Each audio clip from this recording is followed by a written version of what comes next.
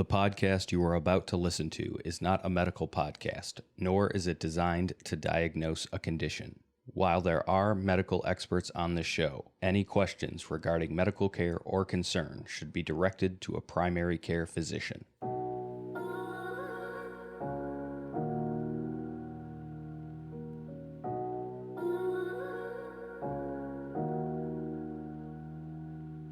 Welcome to Game On Glio, a podcast that tells the stories of brain cancer warriors, clinicians, medical experts, and those in the grief and loss community.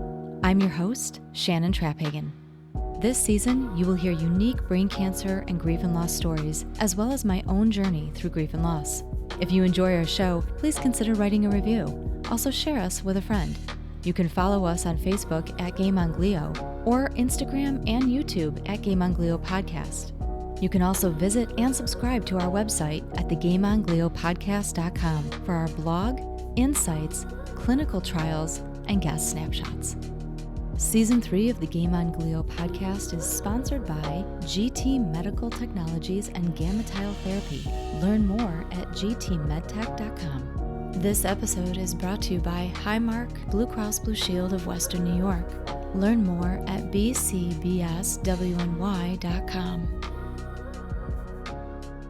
So welcome back, everybody. Thank you so much for joining us today. You are listening to the Game On Glio podcast. With me today in person, which is exciting, I have Dr. Elad Levy, professor of neurosurgery and radiology and chairman of the Department of Neurological Surgery, Jacobs School of Medicine at Biomedical Sciences at State University of New York at Buffalo. That is a mouthful.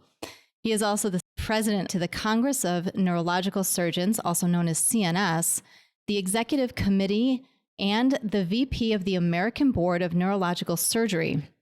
With him is Dr. Ken Snyder, the associate professor of neurosurgery with UBNS, chief physician quality officer with Kaleida Health, and a recipient of the Congress of Neurological Surgeons Vascular Fellowship for Cerebrovascular Research, a Toshiba Stroke Imaging Research Fellow, the Gold Humanism in Excellence in Teaching, and has been named the UB Neurosurgery Resident of the Year. That was a while ago, that for sure. That is a lot for these two stellar neurosurgeons, and they are both joining me today, so thank you guys so much for being here. Thank you for having us. So let's start with how long the two of you guys have been working together here at Gates Vascular and Buffalo General Hospital. So I came here as a fellow before Gates Vascular was Gates Vascular when it was still Millard Fillmore Gates. Clearly, this community hospital at Gates Circle had an international reputation. I trained at UPMC, University of Pittsburgh, and we knew the work Nick Hopkins was doing in sort of stroke and endovascular. And a little bit of a funny story, when the taxi dropped me off in the front of Millard Fillmore Gates, and he said, "You're here." I looked up at this small community hospital, having come from bigger systems in Pittsburgh, and I said, "Is there another Millard Fillmore Gates?" And no, this is the one. But that's where I met Dr. Snyder when he was a resident and I was a fellow, and since 2001, so I guess we're going on 22 years. We've been collaborating and working and pushing each other. Wow. So you guys have been working together all these years. Yeah, blessed and honored because of Dr. Levy and his mentorship and vision. I think that's what drew me toward endovascular neurosurgery, and his ability to lead our group to what makes me most proud when people talk about us. They say, "You're training people for the future. You're training people for the future of medicine, not in the past and not even for today." And I think it's been that way ever since he showed up. So you really paved the way for where we are right now. Well, I certainly believe in a team, and we're only as strong as the team is strong. And I think when we've amassed one of the largest groups of neurosurgeons in New York, in the state, if not the country, we have about 20 neurosurgeons, and we're all pulling on the same oar in one direction. And I think we're all united by, we talked about patient-driven innovation. The people in this group are not satisfied with the status quo. We want to do better for the people that trust us with their care. And is so vital. And the one thing I will let our listeners know is that that is the epitome of where we're sitting right now. This is a teaching hospital, and that is so crucial because a lot of what the doctors do here, a lot of what you guys do is teach for the future. And it's to better medicine when it comes to treating patients. And that is literally at the epicenter of what you guys do. So let me ask you guys this. Why neurosurgery? Why neurology? What brought you guys into that field for each of you? Well, I guess I'll start. I think for me, it's still one of the last unknown frontiers in medicine. And certainly the body is amazing, and we won't even pretend we know everything about each organ system, but the brain is still the black box. And right now, I mean, even last week, we're about to embark on one of the first patients treated with BCI, brain-computer interface. So somebody who is a quadriplegic and can't communicate with the outside world, we're going to use the body's natural highways, the veins of the body, and implant a stentrode, which will interface with a computer. And then what the patient thinks and moves their eyes, the computer will do. So imagine when you're locked out from the outside world, now you can text, you can turn on your lights, you can potentially move a wheelchair. You've reconnected this human with the rest of the world. And that's just technology that's coming into play now. As we're speaking, we're preparing to do our first patient. Wow. I can't even wrap my head around how that there's tech that can actually do that and connect somebody's abilities when they're not able to speak anymore. It can actually interpret what's going on to help them communicate with the rest of the world. So Ken, what about you? Yeah, I think I can really appreciate when people talk about a blessing or a calling and how doors open in their lives. I'm fortunate to have done a PhD in physics and physiology and really wasn't sure what I wanted to do. Had the pleasure and honor in my life of meeting a Dr. Hopkins and a Dr. Levy at times that opened up doors for me. And I recognized that some of my skill sets and what I'd learned in the past were preparing me for this opportunity. And at each phase, further opportunities were kind of opened for me. So it really was a matter of just working hard and following my heart and following the patient population that I love to treat. One way I think about it is it's Friday night, you have dinner with your family, and you get a call. What patient population do you not even think twice about? I'm sorry, I love you, but I've got to go. And without hesitation, the neurosurgical patient population, the stroke patient population, the cancer population, I've been drawn to with that purpose. I think the reason I bring this question up, and I tend to ask this question to a lot of neuro-oncologists, neurosurgeons that I talk to, the reason I ask it is because it is a very difficult field to be in. It can be overwhelming at times. It is very, very challenging. And so I think we have to, when I talk a lot about you guys, I call you guys our frontline fighters, because without you guys, brain cancer wouldn't have even moved where it is now. Without you guys, people wouldn't even be getting at least 17 months or at least 3 years.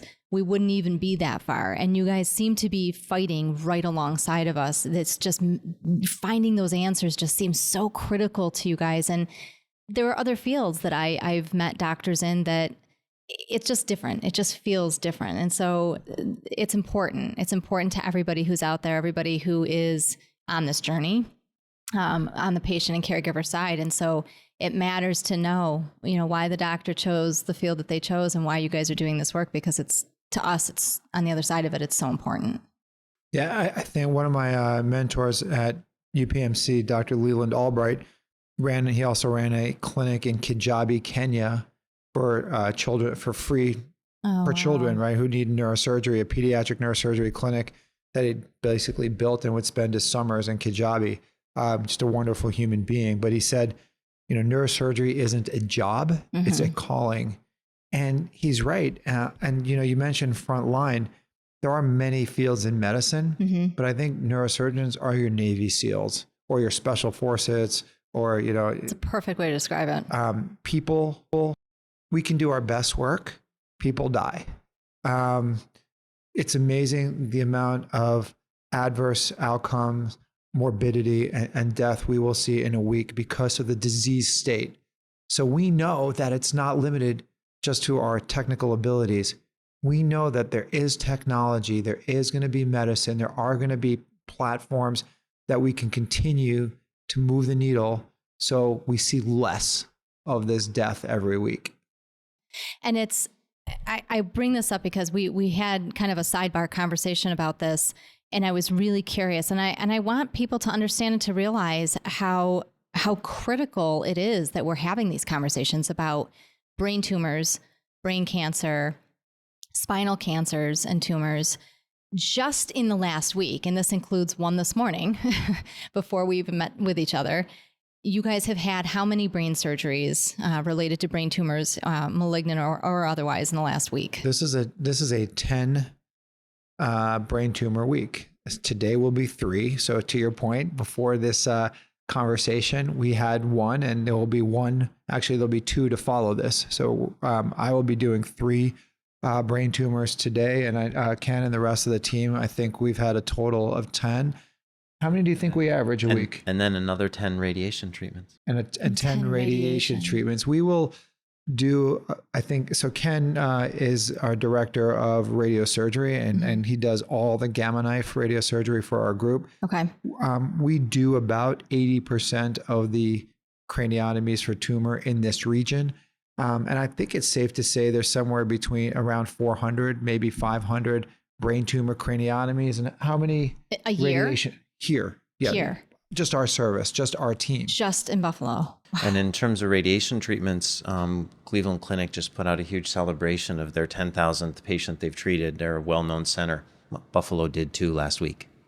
And 10,000. And again, think of patient population differences and other. And again, for having a single machine, we have an incredible amount of experience. It's the single machine center in the country right now. See, it's weird. Oh, go ahead. It's a mixed feeling. We feel this way when Dr. Levy and I talk about stroke. Mm-hmm. We have a tremendous experience at treatment and caring for individuals. Mm-hmm. But then we also reflect and say, we're a small population to have this. And that's again, what Dr. Levy often takes us to, risk factor reduction. How do we remove the need for us to be doing this? What do we do to push? We are a repair shop. Yep. How do we keep people out of the repair shop? And so it's a mixed blessing in that we gain a lot of tremendous experience and have the opportunity to touch a lot of lives. But on the flip side, for a small community, there's something else we need to be doing or looking at. It's not just a community. So routinely every week, we will evaluate patients from all over the world. This past week, I was looking at imaging from a patient from Israel. So we see patients in the past from Singapore, Australia, Middle East, Europe, other parts of Asia. I think the care and technology and the innovation that is being developed right here in Western New York through UB, JI, Kaleida Health. It's tremendous. And I think through publication efforts and opportunities like this, we can spread the word. And I think it's important to stress that people forget, or tend to forget, especially when this isn't part of their regular orbit, that this is a global disease. This is a global cancer. This isn't something that just affects a very small, specific population in a subset in a different area. This is people in Ireland. This is people down. We've had listeners that have reached out to us from Peru, from other areas of Colombia and Brazil. Singapore is actually, we have a huge listenership in Singapore now. I know why. So,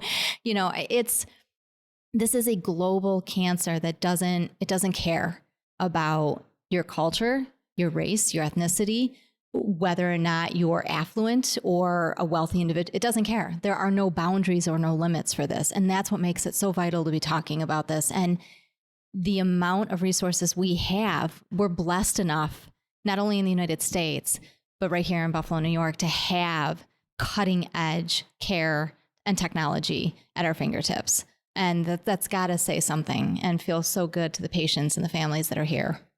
Yeah, I think I want to take this opportunity to thank the Brain Tumor Foundation and Kaleida Health, because without their investments in the robotics, the microscopes, the 5ALA, innovation, seed grants, certainly we would not be able to deliver futuristic care, future of medicine to our patients here in Western New York and around the globe. So I think it is important to acknowledge the fact that they are literally investing in patients' health right here.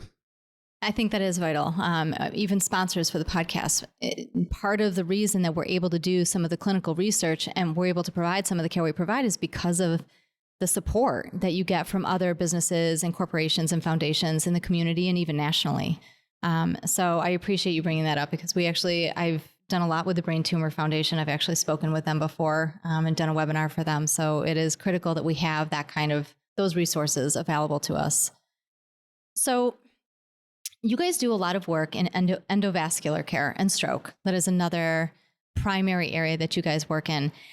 I found this interesting, and I just want to touch on it just because I wanted to show the futuristic drive of where we want to go. When you guys are doing endovascular procedures, you guys have started getting to a place, and it's not something that's being done yet, but where the hope is to use the procedures that you're using endovascularly to be able to treat brain cancer patients with chemotherapy.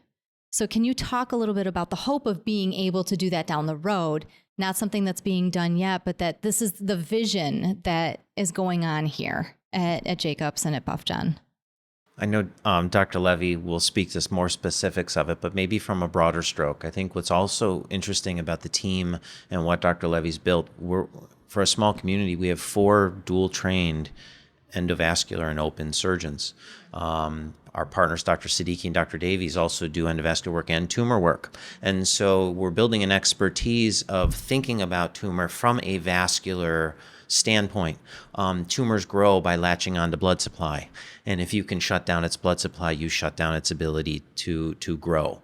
Dr. Levy really has also helped kind of with the vision or thought process of, I've found safe ways of treating vascular tumors with patients awake. I can figure out what blood vessels are going just to the tumor compared to normal brain tissue.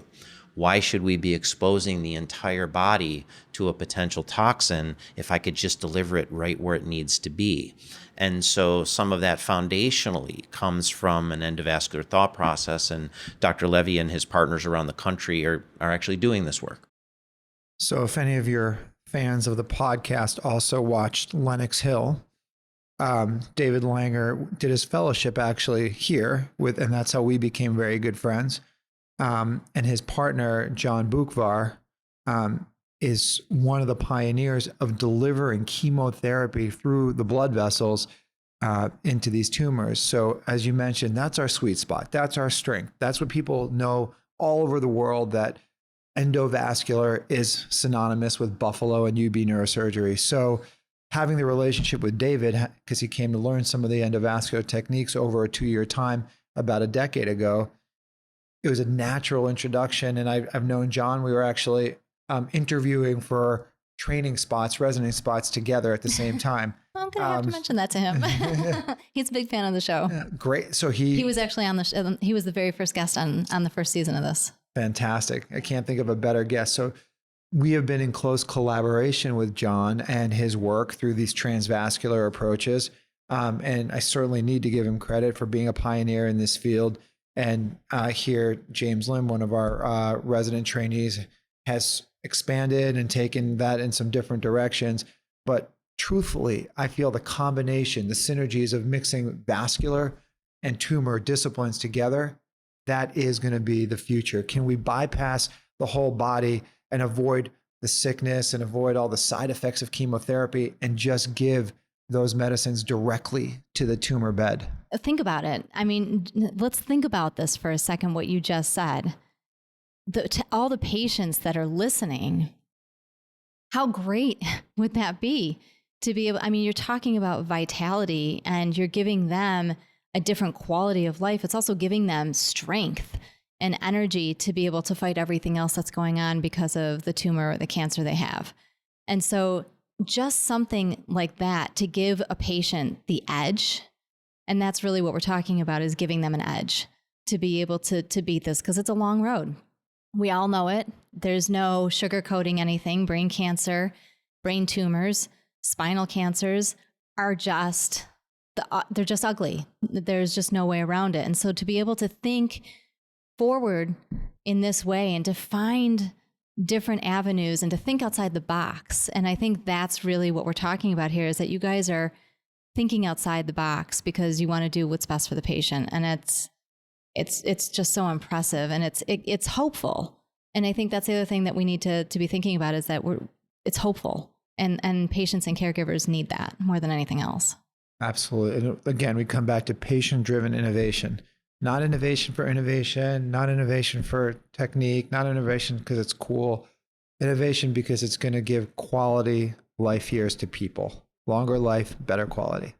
So as the president of CNS, with the amount of work that you do nationally, globally, the amount of doctors and other researchers that you talk to, are you seeing anything new coming down the pipeline that can be discussed, or anything that you're excited about that can help move the needle along when it comes to brain cancer? Is there anything that you're excited about other than what we're talking about right now?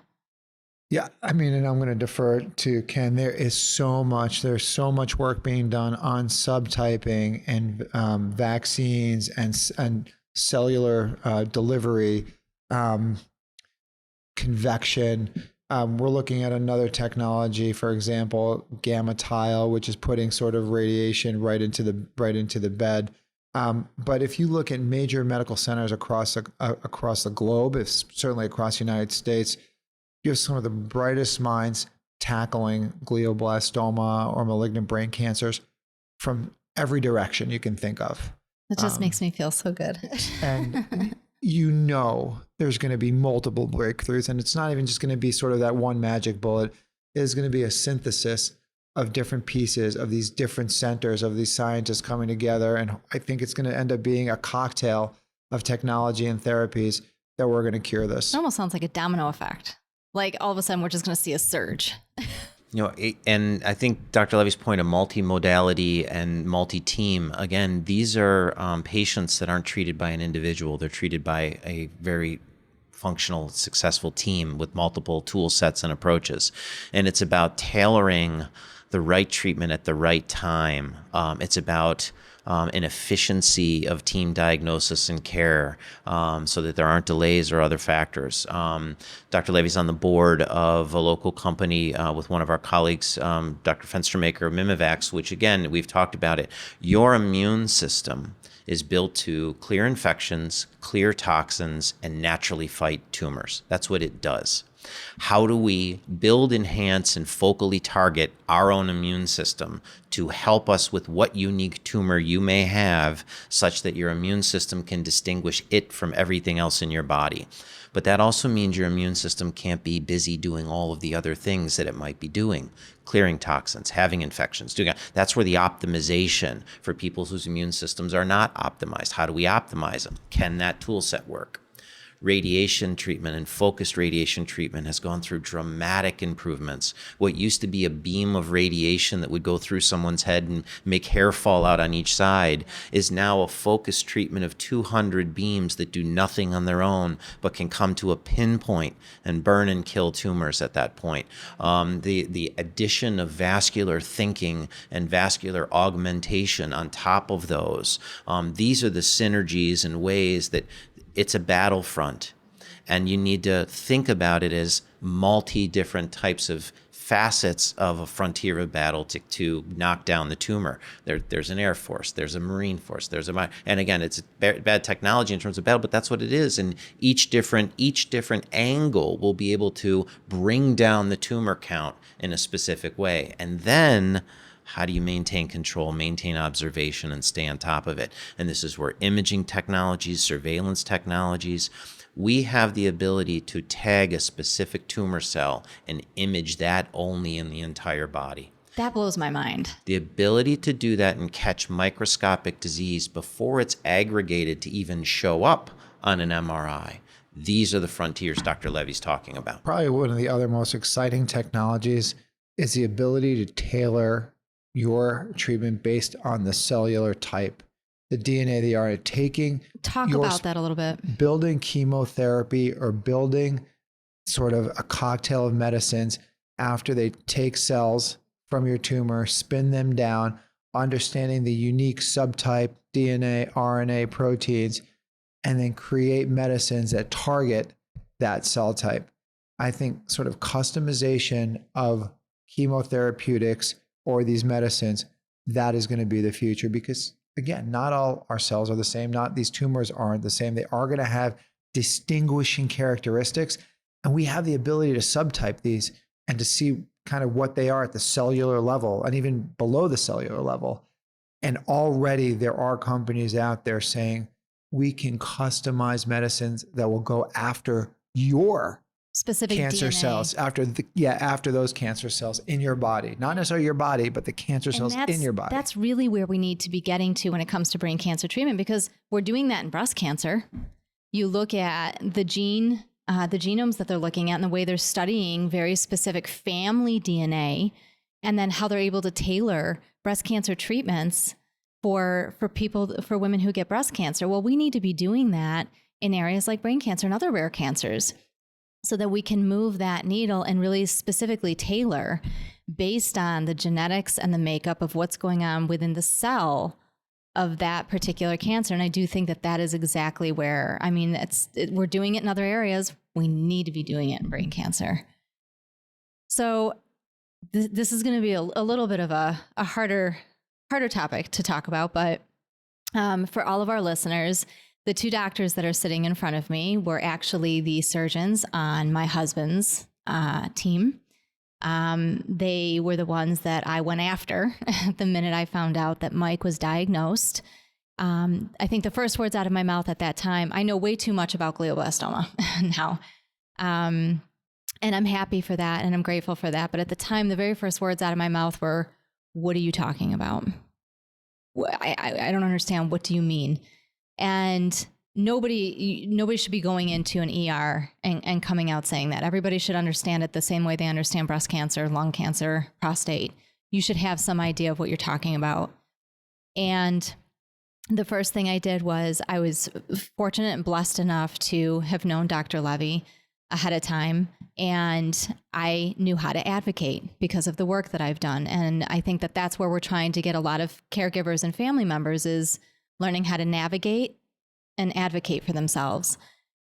And when he went in and did the surgery, you guys removed about 95%. Talk to our listeners about the importance of being able to remove as much of the tumor as possible. Why is that so important when it comes to dealing with brain cancers? So that is a fundamental principle of brain cancer. It's called cytoreductive surgery, and you need to get to about 95%. And the data has shown that if you can do that, the adjuvant therapies, the chemos, the radiations, have the best chance of working. And sometimes we can't do that, depending on if it's an eloquent brain or parts of the brain that the cost to the patient would be just too great if we went and removed that. Paralysis, inability to wake up, for example, inability to speak. So we can't always get it all, and we certainly can't always get 95%, but the goal is maximal resection that's safe with a minimum ideal target of 95%. And this gives the patients the best outcomes to be able to move forward with treatment. I think what you brought up earlier, which again is difficult to process. Many times when people think of cancers, they think of the cancers that are throughout our entire body. Could be lung cancer, could be breast, could be other. Mm-hmm. And the vast majority of what we deal with may be cancers from somewhere else that have traveled on the blood supply and come up to the brain. Metastasized. And the thought process and the treatment modality for that is very different than what you're bringing up. What you're bringing up is the very organ that we try and preserve the most in cancer treatment for survival is the organ that has the cancer. People often ask, well, can it go somewhere else? And, in a slow and in a collegial way, we say it's already at the worst place it could be, right? We're now focused on controlling it in the very organ that has to do your thinking and functioning. And there's a lot of nuance to that decision making. Dr. Levy again uses the phrase, it's an optimization equation around quality of life. Mm-hmm. And that's all that matters for that individual. Right. And That is not a cookie cutter. It's not a flow chart. It is an art form of walking through what that means. What do we always say? You want a better looking patient or a better looking MRI? I can make your MRI look great, but I can't make your MRI look great and you look great. And I'd rather you look great and the MRI doesn't. Yep. And the reason surgery for this, for now, is so important up front is that when we talk about some of these tumors, there might be 1/3 of the tumor dividing every time you look at it. Yep. That is a exponential growth rate that no other modality can slow down but surgery. You want to remove it as fast as you can. And I don't think people realize how quickly it does triple, it divides, it moves.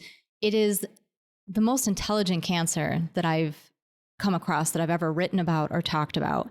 And I say that begrudgingly. I say that it's like we're giving an award to this, but we're not. It's that smart. And so it's finding ways to outsmart this cancer so that patients have not only a few months, but hopefully some years that they're able to at least go on with the best quality. So you mentioned that glioblastoma, various other brain cancers, they start in the brain. They don't metastasize up to the brain. Does that happen when you get diagnosed with a different cancer? Absolutely. But brain cancer starts in the brain. It stays in the brain. Everything else kind of deteriorates as things progress. We all know that. Those of us who have been on the other side of this, we know what happens. There is a rare thing that does happen sometimes, and this is what happened to my husband. So on top of having a rare cancer, there is what's called leptomeningeal disease, where maybe 1% of glioblastoma patients end up having the cancer cells migrate into your cerebral spinal fluid, and that's exactly what happened to Mike. And then you deteriorate rapidly. So can you talk a little bit about leptomeningeal disease as it pertains to glioblastoma and what we need to be thinking about more in that aspect of things? Yeah, leptomeningeal spread is devastating and pretty much uniformly fatal. It's terrible. And we need to get control of GBMs, treat GBMs prior to leptomeningeal spread, because once it's in the covering of the brain and it's floating in the spinal fluid, now it's leaving the head and it's going down the spinal column, and it is, as I said, uniformly non-survivable. There's no containing it. There's no containing it. And it's often a sign, when we think of brain cancers, most people would think it's the nerves. It's all of the connections in the electrical cabling that we have that help us think and connect. But in fact, that isn't what it is. It's the substance around the nerves that keep them healthy. We call it the glue. And so it's the glue of the brain that's often where these aggressive tumors are coming from. The brain is kept healthy by being floated within the spinal fluid. It's floating within a tank.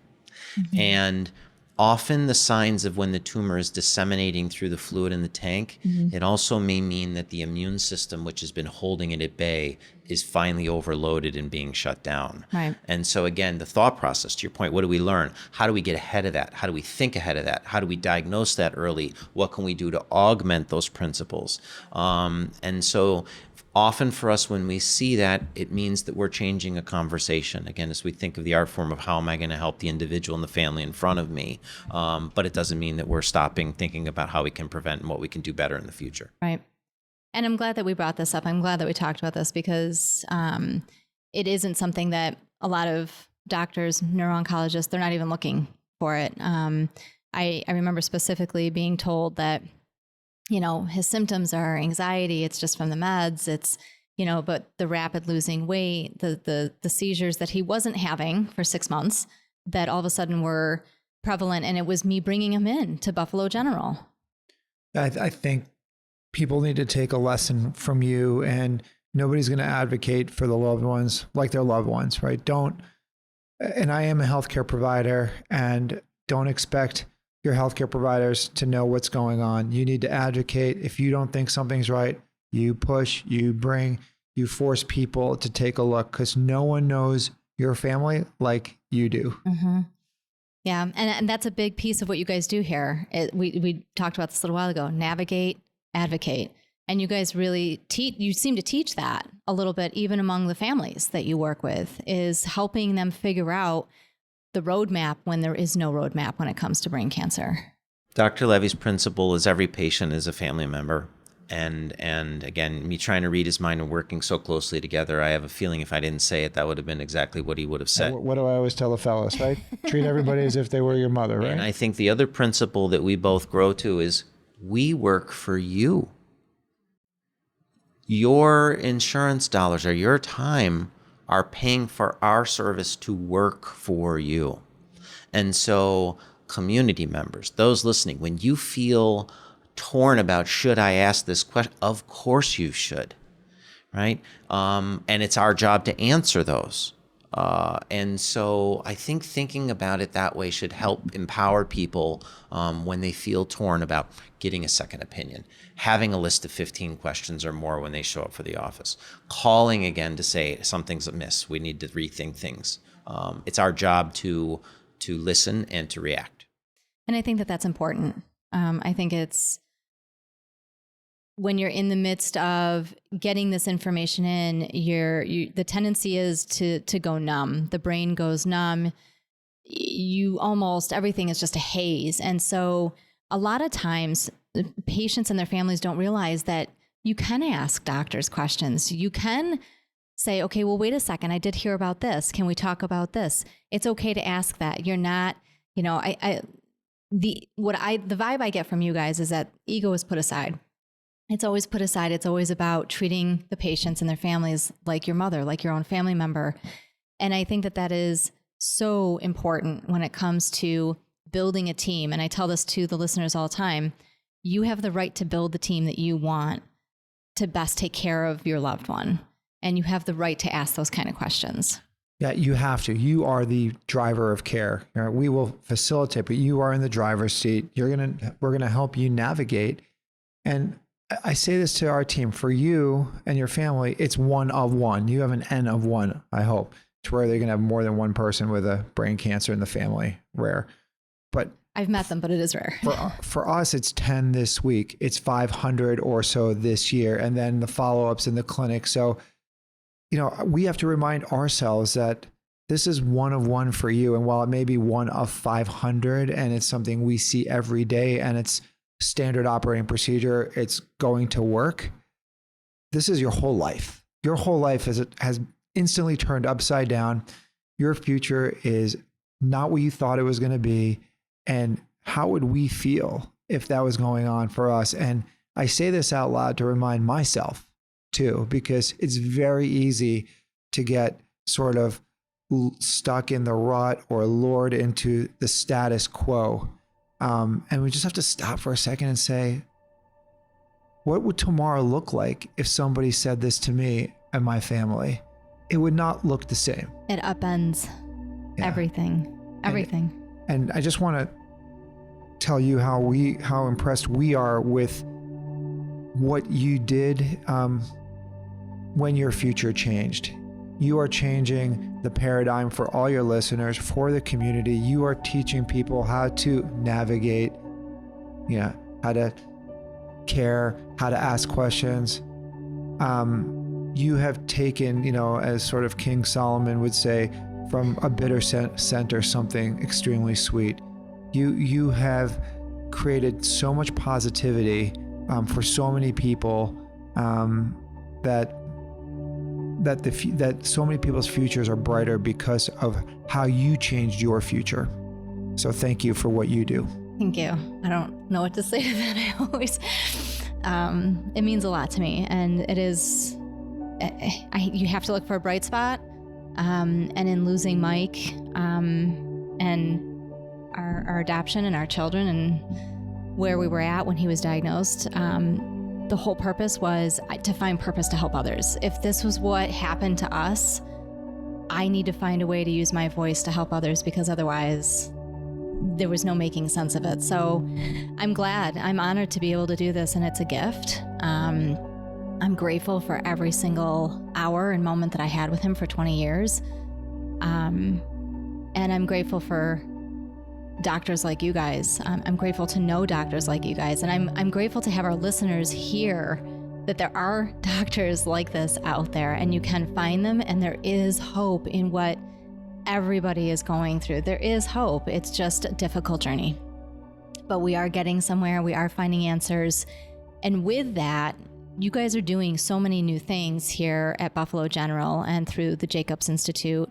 You mentioned very briefly, and I just want to touch on a little bit more, that you guys will be doing some GammaTile here. I know you guys are going to do like a 10-case trial and then hopefully be able to introduce it. Talk a little bit more about that. GT Medical is a sponsor of our show.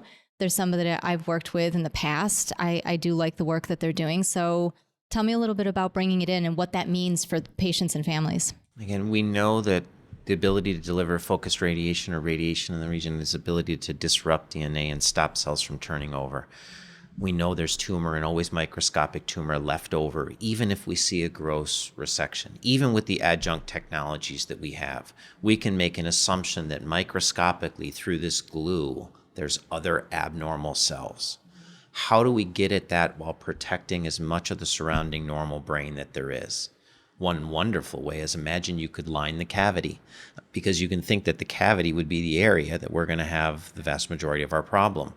Now imagine a technology thin enough to be able to deliver a very short, very fine layer of damaging radiation to cells turning over quickly that you could line your cavity with. It's an interesting principle. It's proven well in the trials that it's been shown, and we're excited to offer that thought process and modality to some of our patients. I've known that team of doctors for many years, a lot of respect for them. And I think it is incumbent, as we said, innovation for patient care, right? Patient-driven innovation. It is incumbent upon us, if we're going to hold ourselves out as a cutting-edge center in neurosurgical oncology and neurovascular, to at least try this. So we're excited to do this 10-patient trial. I am optimistic. We certainly have many patients that are eager for this technology, and look forward to reporting back on how that went with you. I'm excited. I'm excited that this is coming to fruition here. I think that this will be a great addition to what you guys do here at BuffGen. I have two other questions for you guys, and they're fairly personal. Have either of you had cases that have just hit you really, really hard? I think all of us surgeons carry those. I think we in our department, under, again, Dr. Levy's leadership, prior Dr. Hopkins' leadership in terms of culture, have really learned that some of the most important aspects that we have when we have difficult cases is each other and a safe place to share that. Whether it is, I wish I would have done something different, versus there is a system issue here at play and we need to improve as a healthcare system. But what you want to draw from that, from every aspect, is could something have been done differently? Is there a new trial? Is there a new research avenue? Is there a quality improvement project? Is it a conversation and teaching opportunity so that something like this never happens again for anybody around me or that we've taught? Dr. Hopkins and Dr. Levy lead national conferences just on these learning principles and teaching these principles.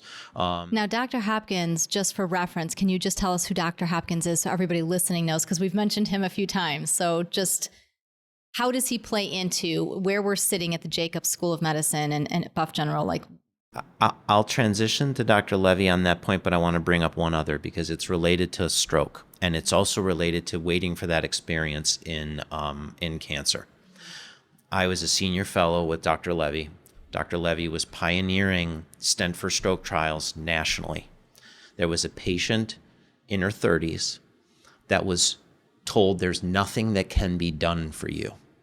They got to us well beyond a window of when anyone would have ever considered an intervention. Patsy.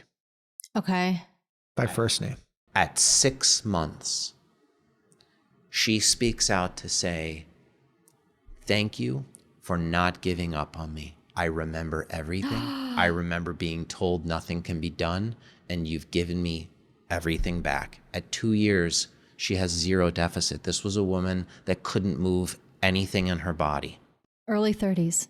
They were gonna disconnect the ventilator 48 hours after she came. But the principles behind that experience are what I'm translating to cancer. How many times are people told there's nothing that can be done? Or we underestimate the recoverability of the brain at 6 months to 1 year or beyond, when the blood supply is healthy, when the immune system's healthy, when there's other supportive structures. And those are what draw me to the hopefulness around cancer care. And I think that before we transition to Dr. Levy, that is something that I want to touch on, because it's that idea of not giving up. It's that idea of constantly pushing the boundaries of the work that's being done. We did a tour before we started the show of some of the tech that's being used, and there was an MRI machine that you showed us upstairs. What's the name of the machine again? It's where you had the needle on like the little... Oh, the hyperfine. And the neuronavigation, both. The neuronavigation, yeah. And it's tech like that, and it's pushing those boundaries and not giving up on what many would consider a lost cause. And I have met a number of brain cancer patients, a number of them that are 3 years, 5 years. I've met one, I have a guest for season 3. He's 15 years in to having glioblastoma, and he is doing okay. He is stable. He has no evidence. He's working. He's cycling. These cases do exist, and this idea of not writing somebody off until it's absolutely necessary, that you just keep going because there's always a way. And I think that's what separates you guys. And I've said this to you.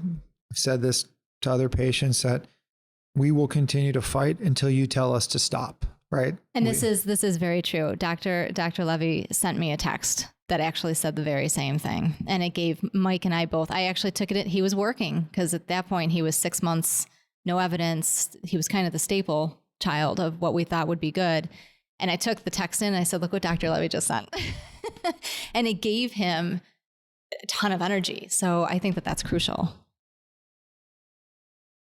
To finalize the one point, though, for both of us, I think what makes Dr. Hopkins such a great mentor for us, he really transformed the landscape of neurosurgery. No one thought that treating through the blood vessels was feasible, possible. And what was incredible about his mentorship, or what I remember wonderfully about his mentorship with Dr. Levy, was Dr. Levy once presented incredible data sets about revolutionary treatments at the Congress of Neurosurgery, and everyone walked out. And Dr. Levy, I remember coming back and saying to Dr. Hopkins, I cannot believe the reaction. I cannot believe that this is the way people are talking about or reacting to our data. And Dr. Hopkins just smiled from ear to ear and he said, that's how we know we're on to something. Ooh, really? True story. But when we say Dr. Hopkins, I think he started the ball rolling for all of us and helped us build this garden that we all get to work. That story is going to stick with me it's going to ruminate for a while. I think because that is really that story of you presenting that at CNS and having everybody walk out, that has been fundamentally part of the problem that we'd had for so many years just in medicine in general, is that everybody wanted to just stay within the confines of what is safe, what we're comfortable with. And to push outside of that, like you guys have, speaks volumes. Yeah, before they walked out, the chairman of an unnamed Ivy League university stood up and said, quote, if I had a tomato, I would throw it at you right now, and then proceeded to walk out. Oh my God. I was very upset. Very upset. Look at where you've gotten to because of it. And you never gave up. You never walked away from... I was contemplating giving up. And that's when Nick said, if they didn't have a visceral response, you know you weren't on to something special. He's like, keep going. And just to dovetail on what Dr. Ken said, some of Dr. Hopkins' greatest skills were vision. He can see 10 miles ahead when the rest of us can see 1 mile or inches ahead. And team building. And I hope I can do half as good a job as he did.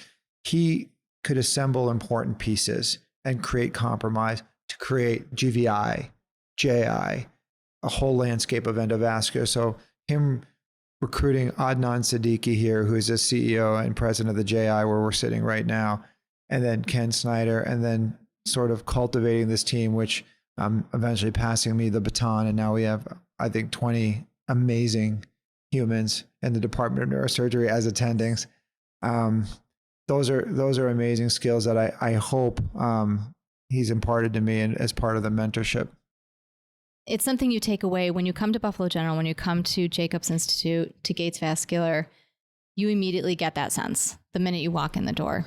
You get the sense that we've got a team of people that have our backs, and they literally will hold us up as you're going through whatever journey you're going through from a patient caregiver perspective. You get that feeling when you walk in, and to know that it's also a teaching center and a teaching hospital, and that you're cultivating the next generation to think in the same way, I think is vital when it comes to the future of medicine and how we treat complex surgeries like brain surgery. To end, given what you guys do and the sheer volume of what you guys do on a daily basis, how do you decompress?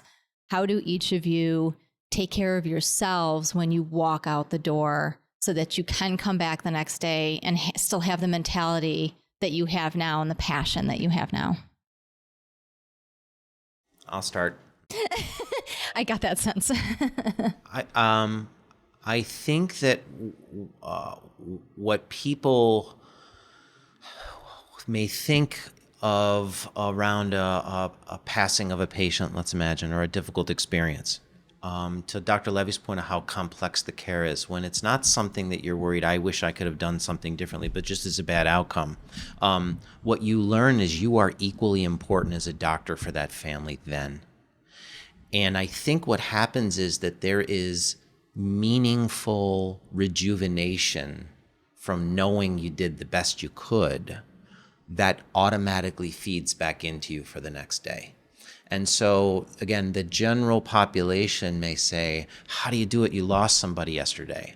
And my answer is, because I know I walked that family through that loss the best way I possibly could. And you know what? I think they're at peace with it.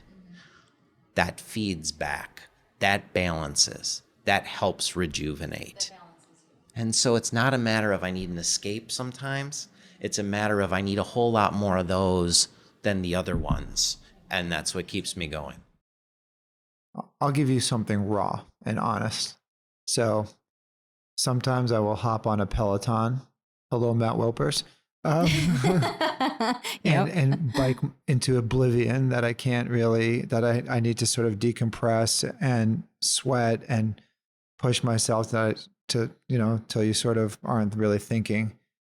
There is a cost. You ask how neurosurgeon, there is a cost to being a neurosurgeon, and it's a dark side. There's a high divorce rate, high substance abuse rate. There's a high suicide rate for different specialties. And it is a cost, and we can't always escape. And certainly we can't always press. You come home, emergency, and you answer the calling. And like any front line, whether it's a Navy SEAL, firefighter, police officer, I'm certainly not saying one job is better or worse, or I'm not creating any equivalence. Sometimes there isn't an escape, and there is a toll, and many of us just accept that as this is our calling and this is part of the job. You accept the toll, and you push along. You push along, and you find the bright spots and wait for the wind to pull you back up. But there are highs when you can save somebody and bring them back from the brink of death. And there are certainly the lowest of the lows when no matter what you do, you lose that patient. And I think it's important for your listeners to understand that we're human and we suffer like anybody else, like anybody suffers. I think that's, I don't think we could end it better ourselves. I think that as something that is, we need to take away from this conversation is that we're all in this together, in this game of neurology and brain cancer and brain tumors. And no matter what side of the fence you're on, when it comes to fighting this, we are all in this together. And you guys have proven that very clearly today. I am so grateful for the enormity of time that you've given us and what you've shown us here at Buffalo General, at Jacobs, at Gates, the innovation, the passion that goes behind what you guys are doing when it comes to pushing the needle in brain tumor and brain cancer. As we head into Brain Cancer Awareness Month, this is conversation we need to continue having. So I am so, so grateful for everything that you guys have done for us. Is there anything that you'd like the listeners, anywhere you want them to go visit? I know you guys have social media, Instagram. If you'd like them to visit anything that they can learn more about you, please feel free. You can visit us at ubns.com, or Elad Levy MD is the social media. It's professional. You'll see videos of surgery and teaching videos. The congresscns.org is a wonderful website for potentially people who may be interested in neurosurgery and the neurosciences. It was an honor to care for your husband and for you and your family, and to participate today, and know that outreach and education is a core component of what we do. We love bringing high school students through, showing them. We love going out to communities, talking about this. I think what's important for us as physicians is to meet people where they're at. And that's one thing that we pride ourselves in. That's a social work philosophy. I think that's interesting that you bring that up. He's excellent. He does an amazing job at outreach. Yeah. As do you. Thank you so much for having us. For any high schoolers that are out there and listening, we need more passionate neurosurgeons. So please, your interest should be piqued, hopefully. And thank you so much for taking part in this today. I value your time. I value you guys as human beings, and I'm so grateful to both of you on many levels. Well, thank you, and thank you for the work you do. Imagine waking up from brain tumor removal surgery knowing that your radiation treatment is already underway. That's how GammaTile Therapy works. At the end of brain tumor removal surgery, the neurosurgeon implants the tiny GammaTiles where the tumor is most likely to return. So instead of waiting to start daily standard radiation treatments that go for weeks, you get a head start against the tumor cells and get back to your life sooner. For operable brain tumors of all types, including glioblastomas, brain metastases, and meningiomas, GammaTile Therapy is a one-time targeted radiation treatment with fewer side effects and far less chance of hair loss than external radiation. GammaTile Therapy is FDA-cleared radiation therapy for patients with newly diagnosed malignant brain tumors and recurrent brain tumors. GammaTile Therapy is tough on tumors and easier on patients and caregivers. Learn more at GammaTile.com. There's a quote that's been running through my mind. It's been in my head, stuck on repeat. What you're meant to do won't get by you. I never foresaw myself becoming a podcast host. Yet here we are going into season 3. All of you out there have just listened to the first episode of season 3. And we have so much more to come after this, so much more down the road, so much more of this journey. I never foresaw this. Yes, I'm a radio host. Yes, I'm a writer. I'm a novelist. I'm an author. Storytelling is in my blood. And this is just another way to share amazing stories. What you're meant to do won't get by you. As we launch season 3 of the Game On Glio podcast, I hope that sticks with you. I hope you realize that no matter your journey, no matter where your life is going or the trajectory that it's on, even if it has taken a very sharp right turn, things in life have a way of finding us, coming to us, revealing themselves, and they do so in the perfect time. What we're meant to do won't get by us. I am meant to be a storyteller, and I am meant to be an advocate. I am meant to share these stories and to do this work and to carry my late husband's memory forward. And I do so proudly. But it's so much more than that. It's for all of you. It's for your stories. It's for your journeys. It's for the doctors and the frontline workers. It's for the grievers, the widows, the widowers, the families, the children. It's for all of you. And it's for me. So I'm so proud to have launched season 3. We have so much jam-packed into the 3rd season, and we have more to come after that. But as you've watched this first episode, I hope you enjoyed the video special. We shared a glimpse into the work that was done by Dr. Elad Levy and Dr. Ken Snyder, 2 brilliant surgeons who were my husband's surgeons. And as they have shared, and so many others, this is what I'm meant to do, and I am proud to do so. So until episode 2, which airs at the end of this month, thank you so much for joining us. Until next time. A proud episode sponsor for the Game On Glio podcast, Highmark Blue Cross Blue Shield of Western New York has helped millions of members since 1936 lead healthier lives. As a community-based, not-for-profit health plan, Highmark Blue Cross Blue Shield invests millions of dollars each year to strengthen and enrich the health and quality of life in Western New York. Highmark Blue Cross Blue Shield provides a wide variety of health and wellness initiatives throughout our community all year long, including a full summer schedule of free fitness classes throughout the region, which can be found online at bcbswny.com/play. You've been listening to the Game On Glio podcast, the podcast that is designed to educate, advocate, and tell the real stories of those walking the journey of brain cancers such as glioblastoma and grief and loss. If you like our show, please share us with others. Follow us on Instagram at Game On Glio Podcast or on Facebook at Game On Glio. You can visit our website and our YouTube channel. You can find us anywhere podcasts are played.